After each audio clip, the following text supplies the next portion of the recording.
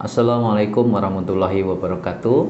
Selamat berjumpa kembali dengan saya Agus Widianto dalam channel Agus Widianto Official. Dalam video saya kali ini saya akan menyampaikan tentang apa saja sih yang membuat seseorang bisa terkena syaraf terjepit ya. Syaraf terjepit ini ternyata semua orang beresiko ya, beresiko terkena syaraf terjepit. Hampir setiap hari di klinik saya itu selalu ada orang baru yang datang. Selalu ada orang baru yang datang. Artinya apa? Setiap hari setiap orang berpotensi terkena syaraf terjepit. Nah, seberapa bahaya sih sebenarnya syaraf terjepit itu bagi kita gitu ya? Sebenarnya syaraf terjepit ini bisa dicegah asal kita tahu bagaimana cara mencegahnya. Tetapi parahnya hari ini ya, fatalnya banyak orang yang tidak tahu bagaimana cara mencegah terjadinya syaraf terjepit ini sedini mungkin. Jadi penyebab syaraf terjepit itu banyak faktor ya. Pertama karena melemahnya otot ya, karena sistem rangka tubuh kita ini sebenarnya kekuatannya di otot. Kalau tulang dan sendi itu kan ibaratnya kalau dalam sistem rangka itu kan supaya untuk menopang ya tubuh kita supaya tegak berdiri. Sedangkan yang menggerakkan itu kan otot ya, yang menggerakkan tulang kita itu kan otot-otot kita. Dan kekuatan itu adanya sebetulnya di otot. Nah, seseorang yang jarang latihan otot, yang malas bergerak, tidak mau berolahraga, tidak pernah melatih ototnya, atau otot kurang nutrisi, ini juga menjadi penyebab awal terkenanya syaraf terjepit. Diperparah lagi dengan gerakan-gerakan yang tanpa disadari mereka lakukan, dan ini berisiko juga menyebabkan terjadinya syaraf terjepit. Misalnya gerakan-gerakan meloncat ya, melakukan gerakan-gerakan ekstrim tanpa pemanasan terlebih dahulu, ini juga bisa menjadi penyebab awal terkenanya syaraf terjepit. Apakah Anda pernah mendengar istilah kecetit ya? Kecetit ini biasanya terjadi ketika pagi hari saat bangun tidur, kita belum melakukan pemanasan, tetapi kita sudah melakukan kegiatan-kegiatan atau gerakan-gerakan yang ekstrim seperti ngangkat-ngangkat, seperti biasanya ibu-ibu ya suka ngangkat pagi-pagi itu, sudah ngangkat-ngangkat entah entah galon, entah bak cucian ya, macam-macam, entah mindah lemari kadang ya ibu-ibu. Dan celakanya mereka tidak pernah melakukan pemanasan terlebih dahulu. Nah ini yang jadi masalah. Terus kemudian kebiasaan duduk berlama-lama ya, seperti orang kantoran gitu ya, karena tuntutan kerja barangkali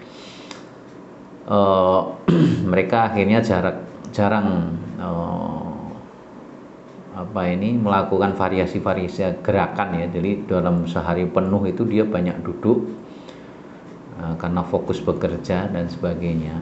Tips saya bagi orang-orang kantoran sebaiknya memang melakukan paling nggak 1 jam sekali itu lakukan stretching ya, gerakan-gerakan ringan saja supaya otot-otot ini tidak kaku dan biasa terlatih ya. Jadi ini juga bisa meminimalisir resiko terkenanya syaraf terjepit ya, kurang lebih seperti itu.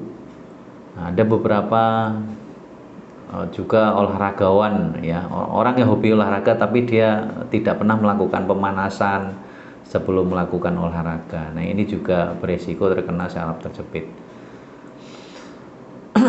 Syaraf terjepit itu apa sih? Jadi di tubuh kita itu ada namanya sistem eh, penghantar atau neurotransmitter.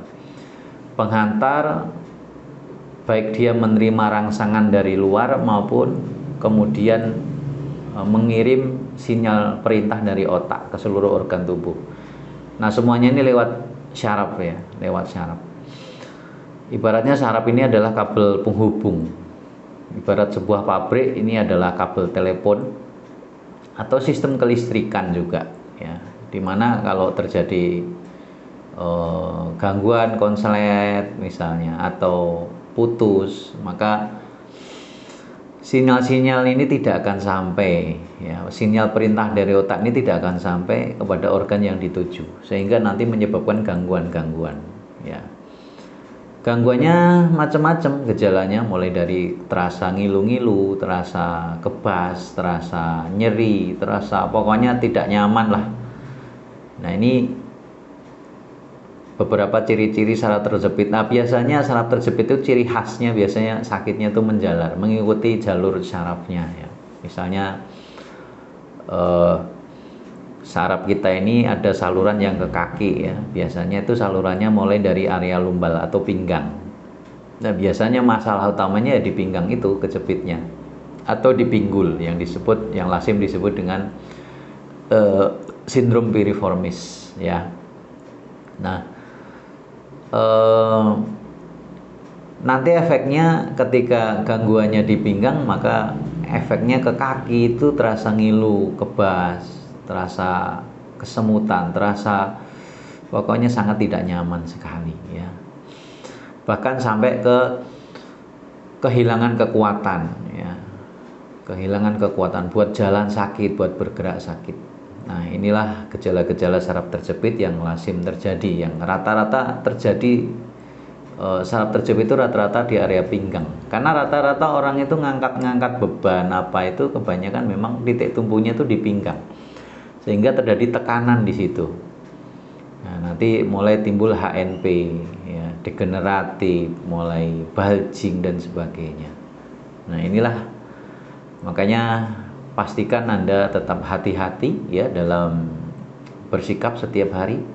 Pastikan cegahlah sedini mungkin agar Anda tidak terkena saraf terjepit. Tapi jika Anda sudah terlanjur terkena saraf terjepit, tetap jangan khawatir juga. Segera sedini mungkin lakukan perawatan ya, jangan ditunda-tunda. Karena kalau semakin parah nanti ya semakin otomatis pengobatan nanti juga semakin mahal, dan jika sudah tidak bisa terapi ya mau nggak mau harus dioperasi. Ya, ini yang jadi masalah. Makanya pastikan sedini mungkin Anda memahami ya, gejala-gejala saraf terjepit dan penyebab-penyebabnya. Pastikan Anda bisa menghindari semua itu, dan mudah-mudahan video saya kali ini memberikan pencerahan kepada Anda semuanya ya. Pastikan Anda semuanya setiap hari tetap menjaga sikap duduk, sikap tidur, sikap gerak setiap hari. Pastikan latihan otot supaya otot Anda kuat, sehingga sistem rangka Anda kuat dan Anda bisa meminimalisir risiko terkenanya saraf terjepit. Salam sehat selalu, sehat bahagia, sukses untuk Anda semua. Assalamualaikum warahmatullahi wabarakatuh.